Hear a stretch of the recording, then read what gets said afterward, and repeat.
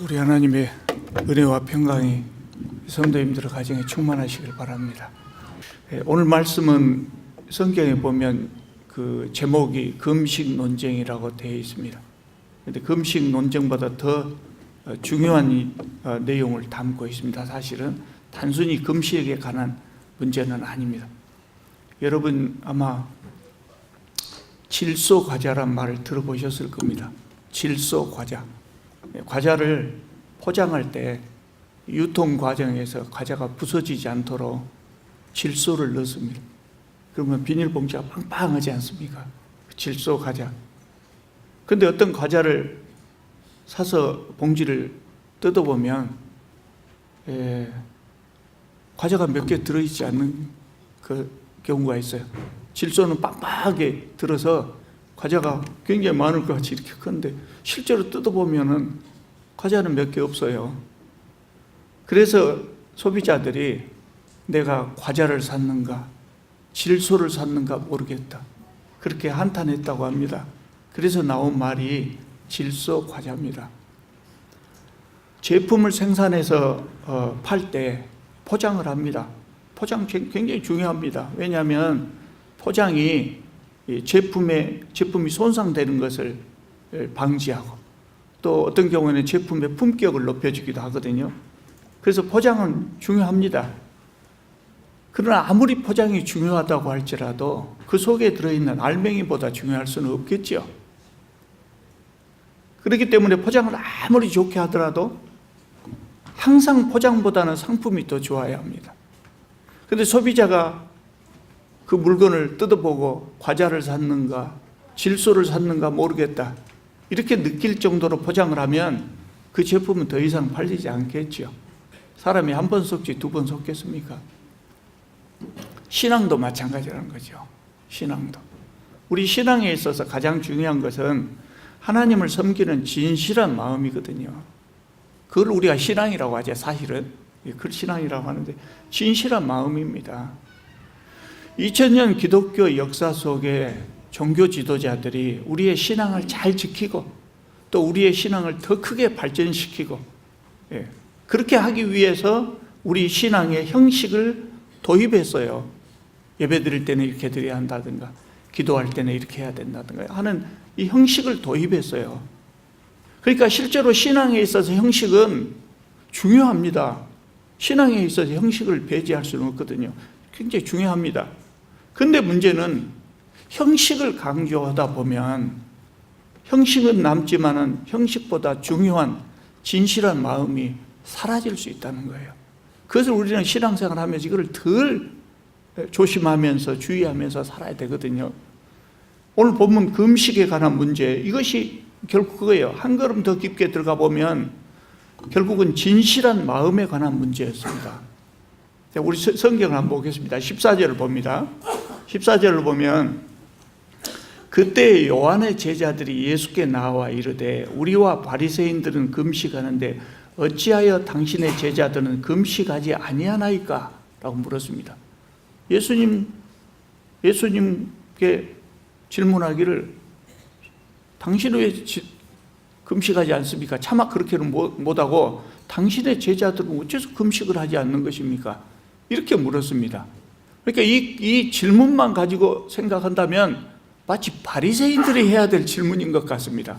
그런데 바리새인의 질문이 아니고 요한의 제자들이었다 그럽니다. 요한의 제자라면 누구겠습니까? 세례 요한의 제자들입니다. 세례 요한의 제자들은 세례 요한이 후에 죽고 난 후에도 흩어지지 않고 계속해서 세례 요한의 가르침을 전하고 다녔어요.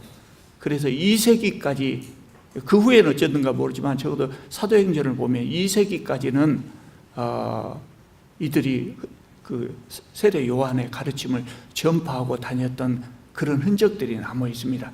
그 요한의 제자들이 예수님께 와서 질문을 한 겁니다. 이들은 바리새인들처럼 금식을 경건의 행위로 생각하고 그대로 지켜서 행했습니다. 그러니까 그들은 눈으로 보기에 금식하지 않는 예수님의 제자들이 이상하게 보였겠죠. 그래서 이런 질문을 한 겁니다. 여러분 금식해 보신 적 있습니까? 우리가 금식 기도는 신앙생활을 하기 위해서 반드시 해야 할까요? 또 해야 한다면 어떤 경우에 해야 될까요? 저도 이것을 구체적으로 제가 젊었을 때 목사님이 구체적으로 가르쳐 주시 안에서 어떤 경우에 금식을 해야 되는지 잘 몰랐어요. 밥을 굶어 보신 적 있습니까, 여러분? 일부러 양식이 없어서 굶거나 일부러 다이어트 하기 위해서 일부러 굶은 거 말고 아무리 먹고 싶어도 목구멍으로 음식이 넘어가지 않는 경험, 그런 경험을 해보신 적이 있는가 모르겠습니다. 어떤 때 그럴 것 같습니까? 몸이 아프면 그러거든요. 몸이 아플 때 심하게 몸이 아프면 음식이 들어가지 않을 경우가 있어요. 또 심한 슬픔, 극심한 슬픔이나 근심 걱정이 있는 경우에도 밥이 넘어가지 않습니다. 그럴 때는 먹고 싶어도 먹을 수가 없고, 그래서 자연스럽게 금식을 하게 되지 않겠습니까?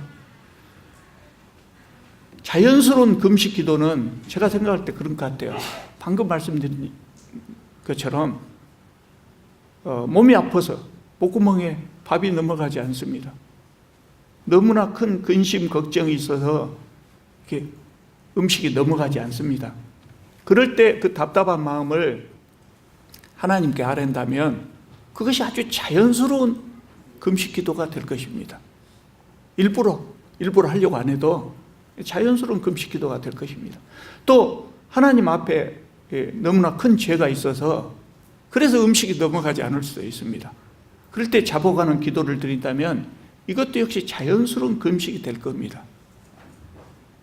그러나 어떠한 경우에도 하나님께서는 우리가 스스로 자학하는 금식을 원하지 않으십니다. 나는 나쁜 놈이다. 밥 먹을 자격도 없다. 그러니까 먹지 말자.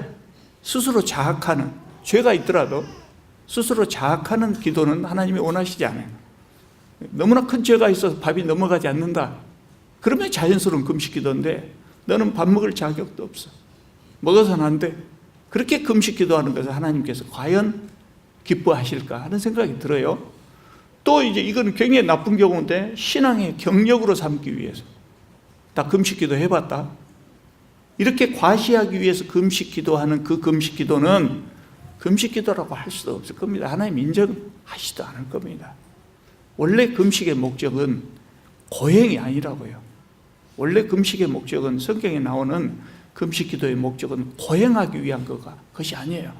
지금도요, 신앙을 잘못 배운 사람들은 스스로 고행을 하는 사람도 있어요. 그러면서 그것이 하나님 앞에 충성인 것처럼 생각하는 경우가 있어요.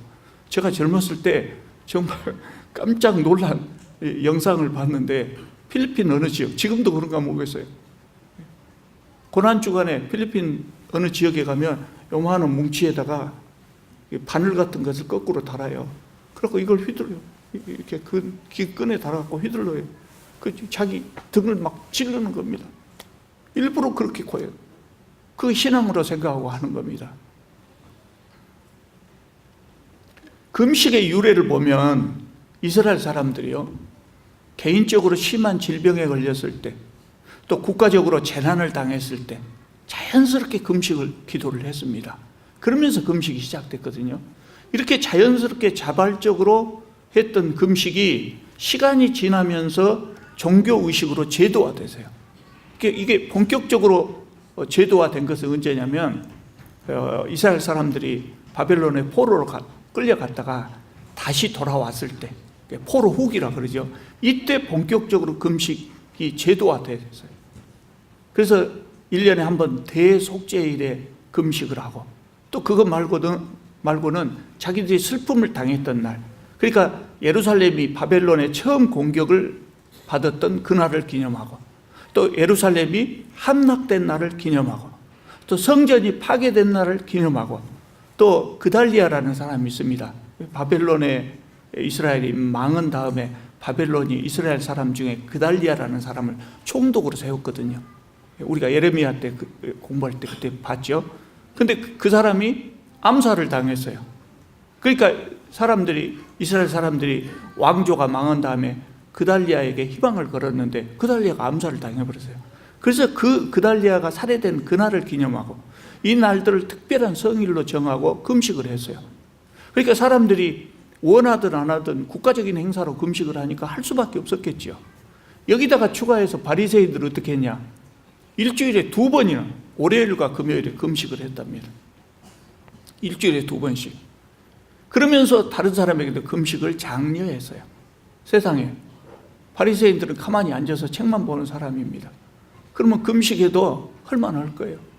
근데 그 시대에 대다수 사람이 날마다 노동을 해요. 육체 노동으로 벌어먹고 사는 사람입니다. 옛날에 어른들이 농사지면서 하는 이야기가 밥심으로 일한다 그래요. 밥심으로. 근데 월요일, 목요일 날 금식하면 어떻게 일을 하겠습니까?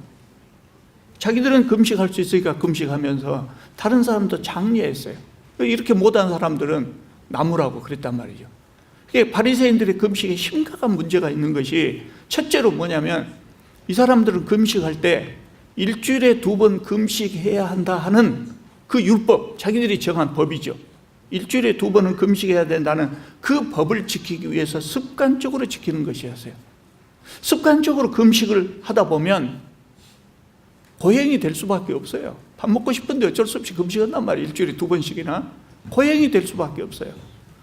이런 고행을 위하여 또는 자학을 위하여 금식하는 것은 하나님이 기뻐하시는 금식도 아니고 그 경건의 행위로 인정받을 수도 없는 것이었어요. 또 이들의 잘못은 뭐냐면 과시용이었단 말이죠. 세상 사람들을 향해서 나는 이렇게 율법을 잘 지키고 하나님을 이렇게 사랑한다 하는 그 과시하는 목적으로 금식을 했어요. 제가 젊어서 들은 이야기입니다. 목사님들 중에 제가 언젠가 말씀드린 것 같습니다만 목사님 중에 명함에다가 40일 금식기도 3회 실시 이렇게 써갖고 다니는 거예요. 부끄러운 줄 모르고 그런 경우였습니다. 여러분 웃음이 나오잖아요. 바리새인들이 그렇게 금식을 했다고요. 그러니까 경건하다고 누가 봐주겠습니까? 그 당시에 무지몽매한 백성들은 저분들은 정말 경건한 사람이라고 생각했지만 우리같이 조금 우리 시대처럼 조금 성경을 배우면 그거 웃긴다고 생각이 된단 말이죠. 예수께서 오늘 이 사건이 있기 전에 요한의 제자들이 기억을 못하는 것 같은가 몰라도 예수님께서 산상설교에서 금식에 대해서 가르치셨거든요. 우리 한번 보겠습니다. 마태복음 6장 16절 한번 보시겠습니다. 금식에 대해서 가르치셨는데 그때 가장 강조하신 것이 뭐냐면 은밀하게 하라. 6장 16절입니다. 금식할 때 너희는 외식하는 자들과 같이 슬픈 기색을 보이지 말라. 그들은 금식하는 것을 사람에게 보이려고 얼굴을 흉하게 하느니라. 내가 진실로 너희에게 이르노니 그들은 자기 상을 이미 받았느니라. 바리새인들이 그랬어요.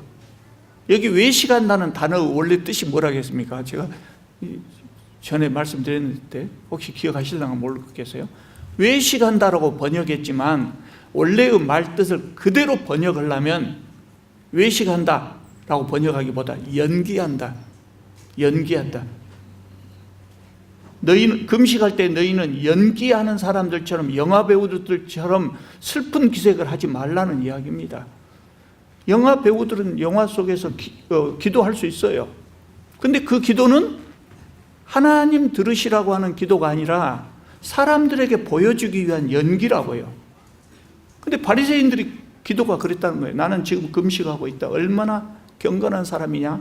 과시하고자 했다는 거예요. 하나님께 보이기 위해서가 아니라 사람에게 보이기 위해서 금식을 했다는 거예요. 일부러 금식하는 태를 내기 위해서 일부러 머리도 안 빗고 슬픈 기색을 또 그렇게 했다는 거예요. 그러므로 그것은 기도가 아니고 연기라는 거예요. 그래서 하나님께서 그 기도를 듣지 않으신다는 거죠. 17절을 보면 예수께서 말씀하시기를 너는 금식할 때 머리에 기름을 바르고 얼굴을 씻어라. 평소대로 이렇게 하라. 평소대로. 일부러 그런 금식하는 태를 내지 말라는 거예요. 18절을 보면 이는 금식하는 자로 사람에게 보이지 않고 오직 은밀한 중에 계신 내 아버지께 보이려 함이라. 은밀한 중에 보시는 내 아버지께서 갚으시리라 그래서 이것이 예수께서 가르치신 원칙이거든요. 그러니까 예수께서는 기도할 때나 금식할 때나 구제할 때나 가장 강조하신 것이 뭐냐면 은밀하게 하라는 거예요. 외식하지 말고 연기하지 말고 진실하게 은밀하게 하라는 거예요. 근데 바리새인들의 금식은 그러지 않았거든요. 외식이요, 연기였거든요. 또 이스라엘의 당시에 제도화된 금식, 백성들에게 다 하도록 했던 그 제도화된 금식은 그냥 의례적인 행사로 그친 경우가 많았어요. 알맹이가 빠져 있었다고요. 그 알맹이가 뭐입니까? 하나님을 향한 진실한 마음이 빠져 있었다는 거죠. 이런 금식을 하나님께서는 싫어하십니다. 금식에 대한 가르침 또 한 군데 중요한 구절을 우리 한번 살펴보겠습니다. 이사야 58장을 한번 보겠습니다. 구약성경 1038쪽입니다. 구약성경 1038쪽.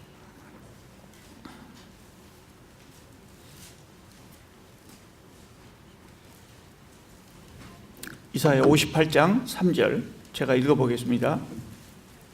우리가 금식하되 어찌하여 주께서 보지 아니하시오며 우리가 마음을 괴롭게 하되 어찌하여 주께서 알아주지 아니하시나이까. 이스라엘 사람들이 이렇게 금식했다는 거예요. 덮지 마세요. 계속 읽을 거예요. 이스라엘 사람들이 이렇게 금식했다는 거예요. 보라, 너희가 금식하는 날에 오락을 구하며 하고 싶은 일 다 하면서 경건하게 보이기 위해서 금식을 했다는 거예요. 온갖 일을 시키는도다. 누구에게 일을 시켜요? 종들에게. 종들을 억압하고 노동을 착취하고 그랬다는 거예요. 금식이라고 하는 것이 본래 절제하고 근신하는 것인데 이스라엘의 제도화된 금식은 형식에 그치고 사람들이 할 일 다 하면서 그렇게 했다는 거예요. 6절을 보면 더 가관입니다. 보라, 너희는 금식하면서 논쟁하며 다투며 악한 주먹으로 치는도다. 자신의 이익을 얻기 위해서 억지를 부리고 심지어는 폭력까지 행사했어요. 그러면서 예배당에 와서는, 성전에 와서는 금식하는 척 했단 말이죠. 너희가 오늘 금식하는 것은 너희 목소리를 상달하게 하려는 것이 아니니라. 그렇게 하는 금식은 하나님께 상달되지 않는다는 겁니다. 이것이 어찌 내가 기뻐하는 금식이 되겠느냐. 5절. 이런 것이 어찌 내가 기뻐하는 금식이 되겠느냐. 6절로 넘어갑니다. 내가 기뻐하는 금식은 진짜 하나님이 좋아하시는 금식이 나옵니다. 흉악의 결박을 풀어주며 멍에의 줄을 끌어주며 압제당하는 자를 자유하게 하며 모든 멍에를 꺾는 것이 아니겠느냐. 종들을 억압하고 수탈하는 것이 아니라 그 반대죠. 또 줄인 자에게 내 양식을 나누어 주며 유리하는 빈민을 집에 들이며 헐벗는 자를 보며 입히며 내 고륙을 피하여 스스로 숨지 아니하는 것이 아니겠느냐. 이렇게 말씀하셔요. 이것이 금식이라는 거예요. 사실 이것은 진실한 마음이라기보다도 진실한 마음에서 우러나오는 행위지요. 사실은 진실한 마음, 우리가 하나님을 진실하게 사랑한다 그랬을 때 그 사랑의 모습이 어떻게 나타납니까? 이웃 사랑으로 표시해야 된다는 겁니다. 그래서 이렇게 말씀하시는 겁니다. 자, 8절을 보면요. 그렇게 하면 이제 어떻게 되냐가 나와 있어요. 내 빛이 새벽같이 비칠 것이며 내 치유가 급속할 것이며 내 공의가 내 앞에 행하고 여호와의 영광이 내 뒤에 호위하리니 네가 부를 때 나 여호와가 응답하겠고 네가 부르짖을 때 내가 여기 있다 하리라. 만일 내가 너희 중에 멍에와 손가락질과 허망한 말을 제하여 버리고 줄인 자에게 내 심정이 동하며 괴로워하는 자의 심정을 만족하게 하면 내 빛이 흑암 중에 떠올라 내 어둠이 낮과 같이 될 것이며 여호와가 너를 항상 인도하여 메마른 곳에서도 내 영혼을 만족하게 하며 내 뼈를 견고하게 하리니 너는 물된 동산 같겠고 물이 끊어지지 아니하는 샘 같을 것이라. 내게서 날짜들이 오래 황폐된 곳을 다시 세울 것이며 너는 역대의 파괴된 기초를 쌓으리니 너를 일컬어 무너진 데를 보수하는 자라 할 것이며 길을 수축하여 거할 곳이 되게 하는 자라 하리라. 얼마나 복된 말씀입니까? 제가 너무 길어서 좀 줄여갖고 조금만 읽으려고 했는데 너무 좋은 말씀이라 줄이질 못하겠어요. 그거 다 읽어드렸습니다. 금식을 하려면 이렇게 하면서 해야 복을 받을 것이 아니냐는 말씀입니다. 금식을 하려면 진실한 마음으로 진실한 행함이 뒷받침되는 그런 금식이 복받을 금식이라는 거예요.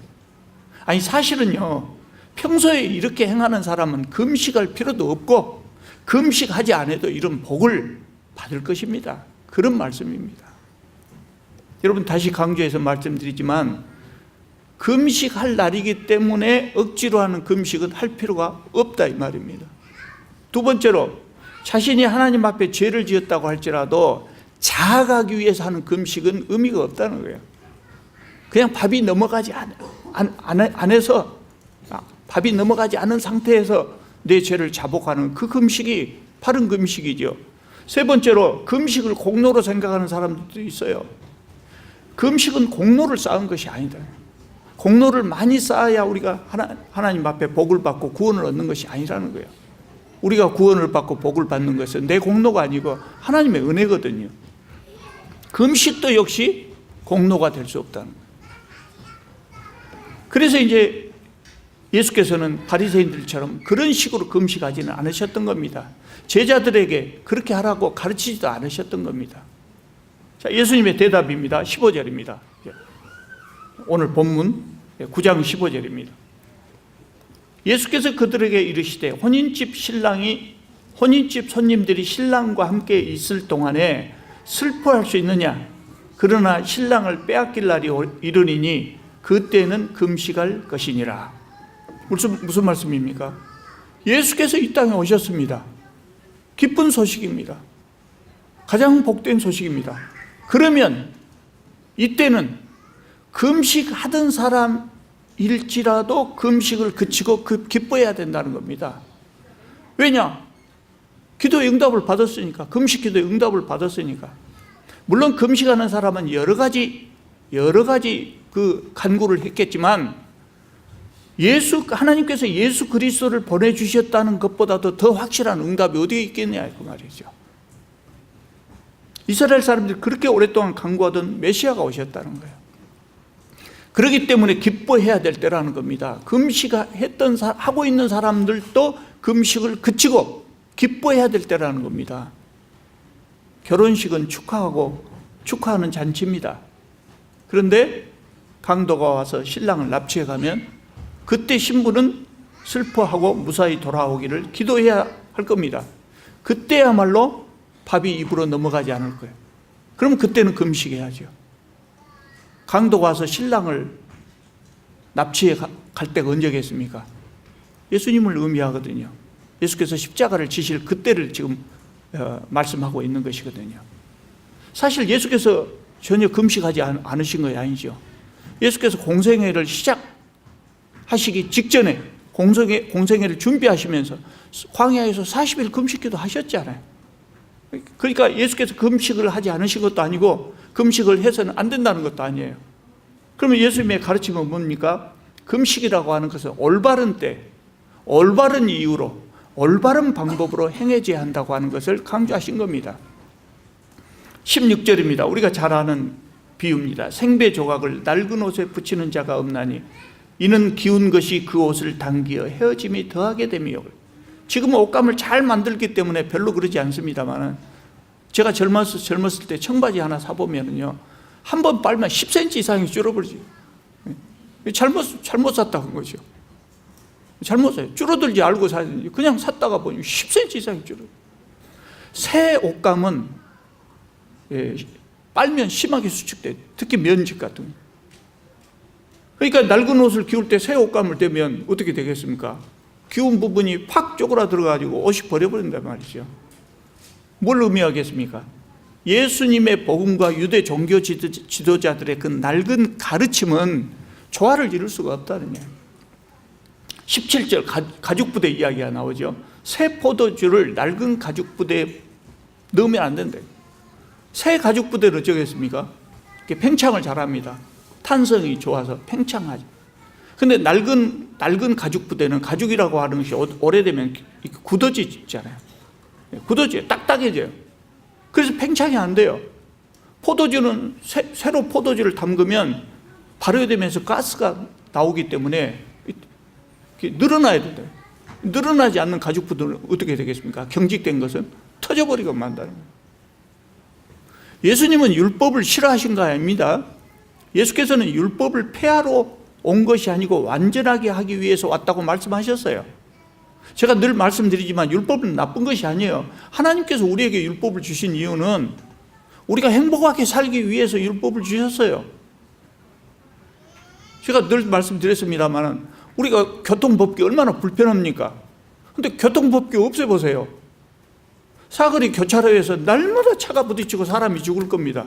우리를 위해서 그걸 만든 거예요. 율법이 그런 거거든요. 그런데 이제 문제는 뭐냐면 율법에 대한 이 바리새인들의 가르침이 문제였단 말이에요.